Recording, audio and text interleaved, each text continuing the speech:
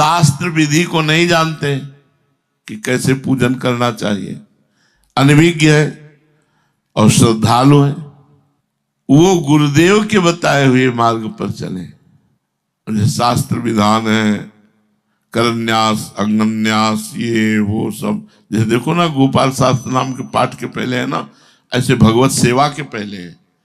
बड़ा विधान भागवत में वर्णन किया गया है।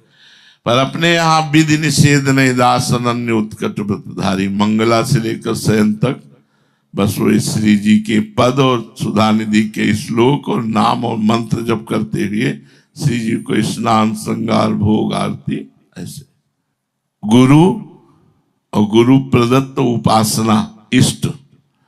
अब गुरु मंत्र, आपका मन गुरु मंत्र में नहीं लगता तो गुरु प्रदत्त नाम में अन्य नहीं जप सकते हम। जैसे मन है तो निज मंत्र में लग रहा है और निज मंत्र में ऊब रहा है, कभी कभी उसका स्वभाव होता है और वो भागना चाहता है, तो शरणागत मंत्र में लगा दिया। शरणागत मंत्र में भी नहीं लग रहा तो राधा वल्लभ श्री हरिवंश में लगा दिया। इसमें भी नहीं लग रहा तो राधा राधा में लगा दिया। बस इतना ही उसको घेरे में रखना है, क्योंकि गुरु के श्रीमुख से राधा, राधा वल्लभ श्री हरिवंश, शरणागत मंत्र, निज मंत्र वही सिद्ध होगा जो गुरु के मुख से मिला हुआ है। अपने गुरुदेव के द्वारा दिए हुए मंत्र और नाम जप, इससे आपको बहुत जल्दी सिद्धि प्राप्त होगी। एक बार चर्चा कर रहे थे तो ऐसे गुरु प्रदत्त नाम को सबीज नाम कहा गया। वो बहुत जल्दी सिद्ध होता है, जो गुरु जी ने नाम दिया वो जप करने से, नाम मंत्र जो गुरुदेव जो नाम दे, मंत्र दे, उसमें अगर प्रणव ना हो तो कोई आवश्यकता नहीं कि प्रणव लगाने की जरूरत। नाम और मंत्र ये दो अपना जीवन बना लेना चाहिए। चलते फिरते, उठते बैठते नाम जब चल रहा है, मंत्र जब चल रहा है, इसके कुछ नियम बना लेने चाहिए कि इतना नाम जप करना है, इतना गुरु मंत्र जप करना है। बिना नियम के ठीक नहीं रहता। अब जैसे हम पहले नियम से जपते थे, अब एक ही नियम है, अव्यर्थ कालत्वम। 1 मिनट भी हमारा भजन बिना ना जाए। क्रिया क्या हो रही हम इस पर ध्यान नहीं देते, ठाकुर जी जाने। चिंतन क्या हो रहा है इस पर ध्यान देते हैं। प्रतिदिन नियम पूर्वक जप गुरु मंत्र का, जैसे हमने 11 माला कहा है कि गुरु मंत्र कम से कम 11 माला तो होना चाहिए। शेष समय नाम जप करो और अधिक जप करो, भगवान की कृपा पर 11 माला जपना चाहिए। आप प्रतिदिन प्रातः काल से शयन काल तक बिना नियम किए सोए नहीं, अपना नियम पूरा करें। कितने लोग ऐसा है जो नियम पूरा करते हैं। हम प्रायः कहते हैं कि एक बार 84 जी का पाठ और 11 माला गुरु मंत्र और श्री जी का स्नान करके चरणामृत भोग राग, इतना तो अपना जीवन होना ही चाहिए। आपसे प्रार्थना करते हैं कि 11 माला आप नित्य नियम पूर्वक पूरा करो, गिन के। सिद्ध मत बनो कि हमारा हर समय चलता है, एक नियम पूरा कर लो।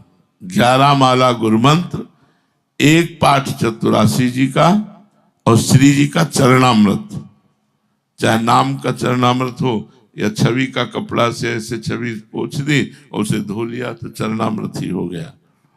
आगे वर्णन करते हैं कि या तो अल्पाहार करो या 15 दिन में उपवास करो। रोज इतना अल्पाहार करो कि आपको लगे ही ना हमने भोजन किया है, बस भूख भर मिट गई। ऐसा बड़ा मुश्किल है जब सामने सुंदर सुंदर भोजन होता है तो ऐसा कर लेना चाहिए कि अमावस्या और पूर्णिमा को श्री जी का किनका पा करके, श्री जी का किनका पा करके, जैसे एक टुकड़ा रोटी, थोड़ी सब्जी, थोड़ी दाल, ऐसे पा लिया, प्रसाद पा लिया दोनों टाइम, और पूरा दिन उपवास करे, फिर और कुछ न पावे। अमावस्या पूर्णिमा तिथि इसलिए कि अपने को श्री जी का किनका पाके श्री जी का भोग लगाओ, जैसे रोज बनाते हो।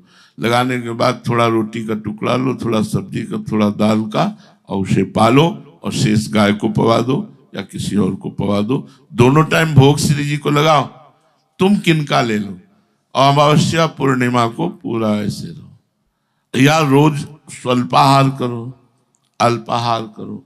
भोजन भजन पर बहुत बड़ा प्रभाव डालता है।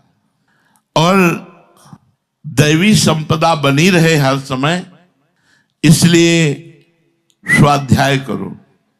जैसे चतुरासी जी है तो लीला गायन है, लेकिन हमें सिद्धांत चाहिए तो कुछ सत्संग स्वाध्याय जरूरी है। हम जीवन भर उड़िया बाबा के उपदेश अपने साथ रखे रहे।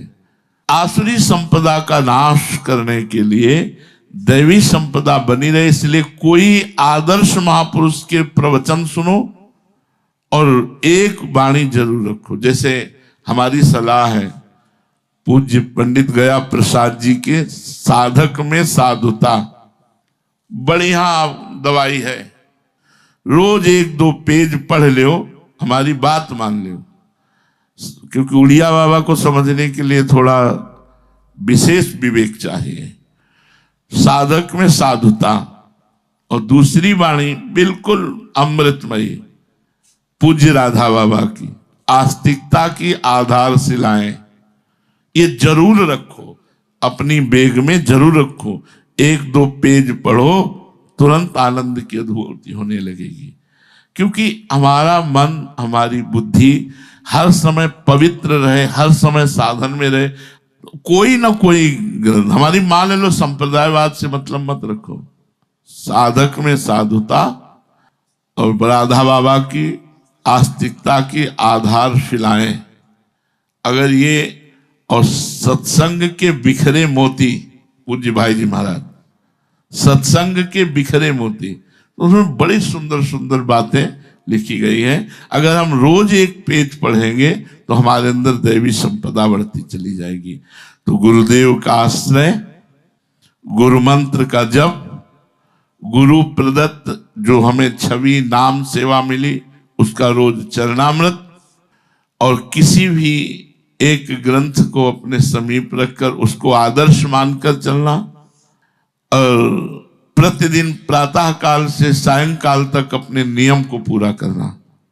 यदि हम ऐसे चलेंगे तो गुरुदेव भगवान की कृपा से इसी जन्म में हमारा परम मंगल हो जाएगा। शेष चर्चा आगे। श्री राधा वल्लभ लाल की।